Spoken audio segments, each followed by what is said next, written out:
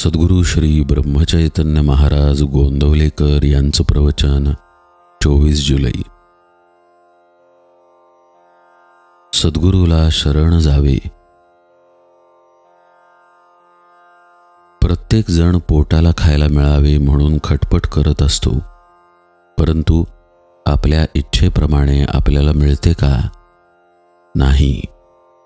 म्हणून सांगायचे कारण असे की जर आपण विषयांकरिता इतके झटतो तर देवाच्या प्राप्तीकरता श्रम करायला नकोत का?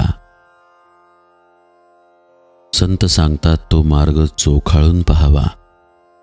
एकदा ठाम विचार करून आपण ज्याला गुरु कल्पिला तो सांगेल तेच साधन मानावे.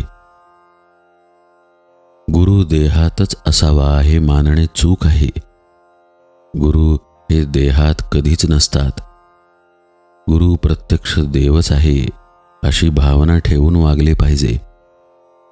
अशी भावना ठेवून वागले म्हणजे गुरु कसाही असला तरी तिथे प्रत्यक्ष देवाला येणे भाग पडते. गुरु सांगेल तसे आपण नेहमी साधन करीत राहावे. तसे साधन करीत राहिले म्हणजे आपल्याला देवाची प्राप्ती होते. गुरु नामाशिवाय दुसरे काय सांगणार? त्यातच आपण सदा राहावे. जो खरा साधनात राहतो त्याला या सर्व गोष्टी आपोआपच साधत असतात. म्हणून आपण गुरुला अनन्य शरण जाऊन तोच सर्व करतो आहे हे मानून जे होईल त्यात आनंद मानीत जावा. भगवंताबद्दल जिज्ञासा उत्पन्न होणे ही खरी भाग्याची गोष्ट आहे. असा जिज्ञासू शिष्य भेटला तर गुरुला देखील आपले स्वतःचे सार्थक झाले असे वाटते.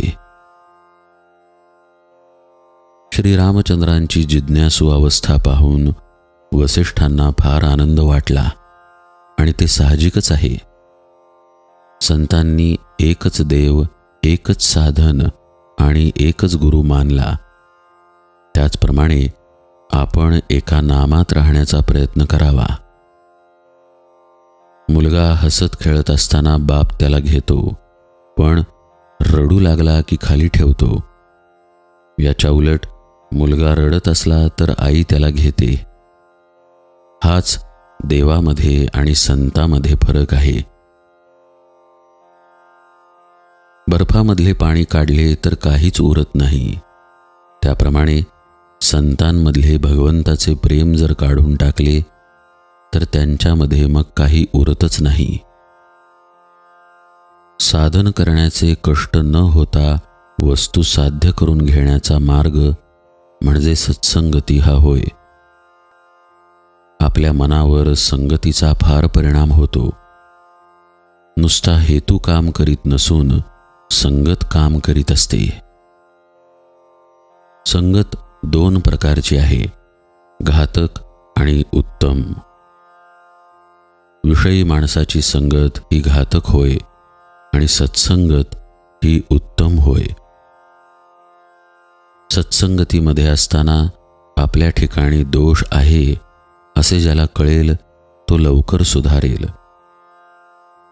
आपण ज्या सत्पुरुषाकडे जातो त्याने सांगितलेले मनापासून आचरणामध्ये आणण्याचा प्रयत्न केला तरच त्याच्याशी खरी संगत केली असे म्हणावे.